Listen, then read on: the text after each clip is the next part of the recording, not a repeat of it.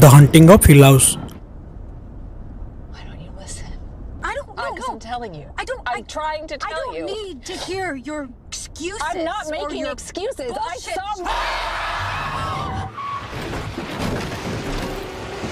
The hunting of hill house ये series 2018 में Netflix पर रिलीज हुई थी। The hunting of hill house drama supernatural horror combined series है।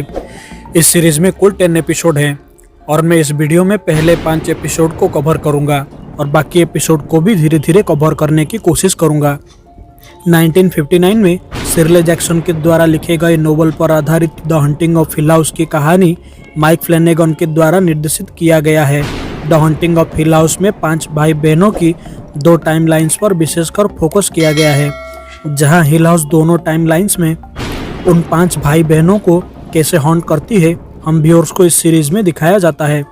IMDb में इस सीरीज को 10 में से 8.7 मिला है। रोटेन टोमेटोस में इस सीरीज को 93% मिला है। The hunting of hill house episode 1 की शुरुआत वहां होती है जहां हम व्यूअर्स को हिल हाउस के बारे में बताया जाता है। ये कि ख्यालों को पाले हुए हिल हाउस कई सैकड़ों सालों से अंधेरे में खुद को समाया हुआ अकेला खड़ा है और हमें ये भी बताया जाता है कि हिल हाउस में जो भी जाता है खुद को अकेला ही पाता है।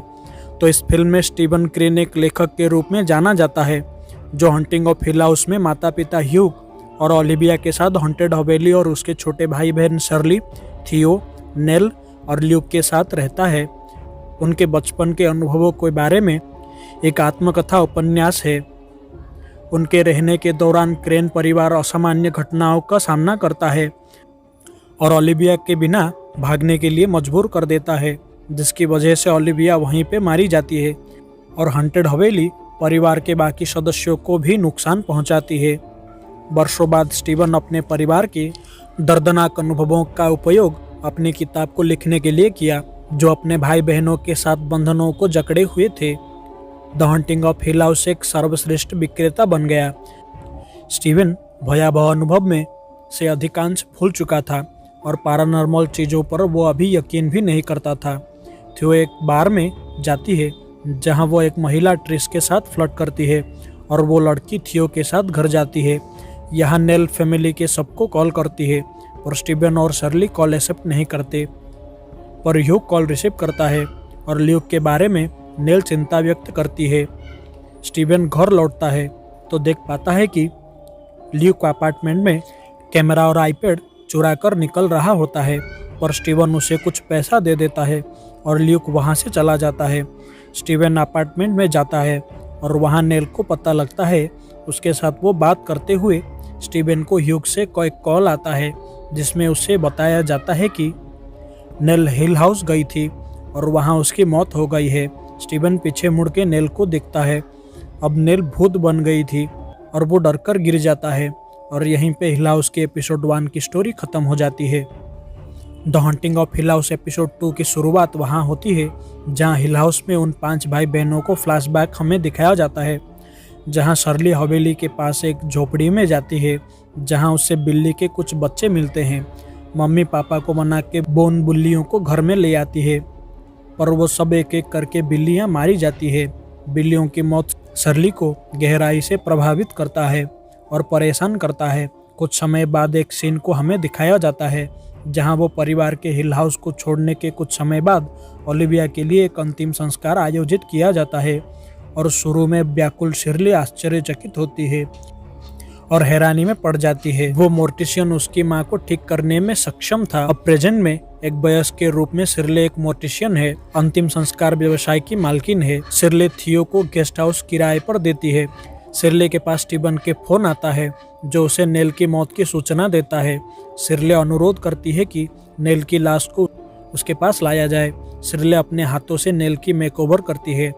अतीत के एक भूत को देखकर शर्ली डर जाती है और यहाँ पे एपिसोड 2 खत्म हो जाता है। The hunting of hill house की एपिसोड 3 की शुरुआत में फ्लैशबैक से पता चलता है कि थियो जब नंगे हाथों से किसी आदमी को या किसी वस्तुओं को छूती है तभी थियो को लोगों के भावनाएं और वस्तुओं के छाप को वो महसूस कर पाती है। डम वेटर में ल्यूक के साथ एक घटना हो जाता है जहां एक गुप्त दहकाना के बारे में पता चलता है जो कि हिल हाउस के ब्लूप्रिंट मैप में भी नहीं था। नीचे तहखाने में ल्यूक के ऊपर एक भूत हमला करता है और ल्यूक भी परेशान था कि और उस पर कोई भी विश्वास अब नहीं करता था। थियो जांच करती है और तहखाने के लिए एक छुपे हुए दरवाजे को ढूंढ लेती है। ओलिविया थियो को बताती है कि उसकी दादी की तरह थियो संवेदनशील है और थियो को अपने हाथों की रक्षा के लिए एक जोड़ी दस्ताने देती है। फोस्टर केयर में थियोडोरा एक चिकित्सक के रूप में काम करती हुई हमें दिखाया जाता है। प्रेजेंट में थियो के पास एक चाइल्ड आती है। थियो उसके हाथ पकड़कर कुछ नहीं जान पाती। थियोडोरा उसके घर में जाती है और उस घर की बेसमेंट में जाती है जहां एक मिस्टर स्माइली के बारे में बताती है। थियो उस घर में जाती है और वहां के चीज़ों को वो स्पर्श करती है, स्थिति की सच्चाई पता लगाती है। वो जान पाती है कि उसके खुद के पिता ही उस लड़की को मोलेस्ट करते थे। मिस्टर स्माइली सिर्फ एक आभास था, यह हम जान पाते हैं। थियो अधिकारियों को कॉल करती है और पालक पिता को गिरफ्तार कर दिया जाता है।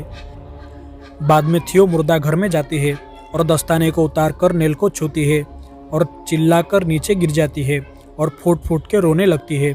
पीछे के एक घटना हम व्यूअर्स को दिखाया जाता है जहां जब हिल हाउस में भाई बहनों को ले जाने के लिए ह्यूग थियो के हाथ पकड़ लेता है और थियो एक कुछ डिस्टर्बिंग इमेज देख पाती है और ये भी देख पाती है कि ह्यूग ओलिविया को धक्का देता है और ओलिविया का सर दीवार टकराता है और यहीं पे एपिसोड 3 खत्म हो जाती है।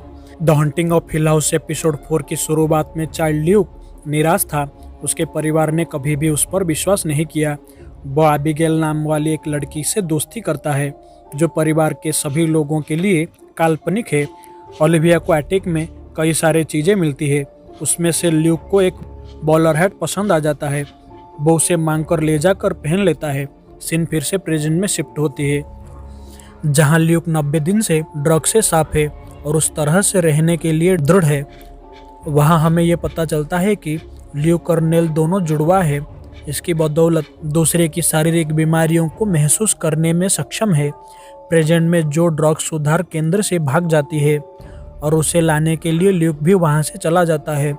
पास्ट में चाइल्ड ल्यूक को हम व्यूअर्स को दिखाया जाता है जो कि एक लंबे भूत का सामना करता है। वो भूत आता है और बॉलर हेड को ले जाता है। प्रेजेंट में ल्यूक जो को ढूंढ लेता है, लेकिन अपने खोज के दौरान ल्यूक से अस्वाभाविक रूप से ठंडा और कठोर लगता है। रहने के लिए एक जगह के लिए पैसा की कमी के कारण ल्यूक स्टीव के अपार्टमेंट से चीज़ें चोरी करने और बेचने के लिए जाता है और स्टीव उसे कुछ पैसा दे देता है और जो पैसा लेके गायब हो जाती है। अस्वाभाविक ठंड से बेहाल ल्यूक अब बार बार वो लंबे आदमी के घोस्ट को देख पाती है। ड्रग सुधार केंद्र में ल्यूक फोन करता है और वहाँ स्टीव होता है। स्टीव ने ल्यूक को नेल की गुजरने की सूचना दी। ल्यूक कहता है कि नेल की ये आत्महत्या नहीं थी और यहीं पे एपिसोड 4 खत्म हो जाती है। The hunting of hill house episode 5 की शुरुआत में चाइल्ड नेल बेंट नेक लेडी को बार बार देख पाती है। हिल हाउस में प्रेजेंट में भी नेल को बार बार बेंट नेक लेडी दिखती है और वो स्लीप पैरालिसिस में चली जाती है। इस विषय में वो स्लीप टेक्नोलॉजिस्ट आर्थर से मिलती है। वो एक दूसरे को पसंद करते हैं और दोनों शादी भी कर लेते हैं। एक नींद के स्लीप पैरालिसिस के दौरान आर्थर एनेरिज्म से ग्रस्त होता है और मारा जाता है, जबकि बेंट नेक लेडी को फिर से देख पाती है। उसके बाद नेल अपनी दवाइयों को भी खाना छोड़ देती है और अपने नए थेरेपिस्ट से झूठ बोलती है कि वो मेडिसिन ले रही होती है। थियो और स्टीव से झगड़ा भी मोड़ लेती है। नेल सबको कॉल करती है। सीन फिर से हम व्यूअर्स को दिखाया जाता है। स्टीव और शर्ली नेल की कॉल रिसीव नहीं करते हैं और ह्यूग कॉल रिसीव करता है। नेल हिल हाउस में जाती है। नेल घर के अंदर जाती है और आर्थर समेत सारे फैमिली वालों को वो वहाँ कल्पना कर पाती है।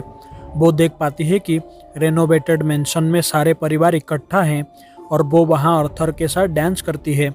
वो ऊपर जाती है। ओलिविया लॉकेट उतारकर उसे पहनाती है, पर रियल में फांसी का फंदा वो पहनती है। ओलिविया ऊपर से उससे धक्का दे देती है। ऊपर से गिरते हुए इसकी गर्दन टूट जाती है और नेल मारी जाती है। नेल गिरती हुई देख पाती है कि पास्ट में ट्रैवल करके जान पाती है कि बेंट नेक लेडी वो खुद ही थी। बचपन में वो खुद को ही देख पाती है।